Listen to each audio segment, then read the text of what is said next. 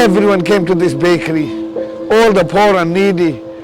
From the bakery, bread will be taken out from here, distributed throughout the camps, towards the poor, lines upon lines. Some people completely relied on this bread for their food every day.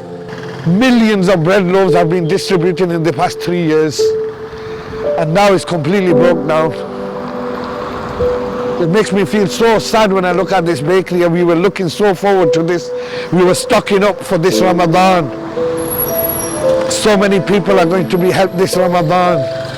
My brothers and sisters, regular donors who have been regularly set up standing order forms with us, donating every single day, £1 a day.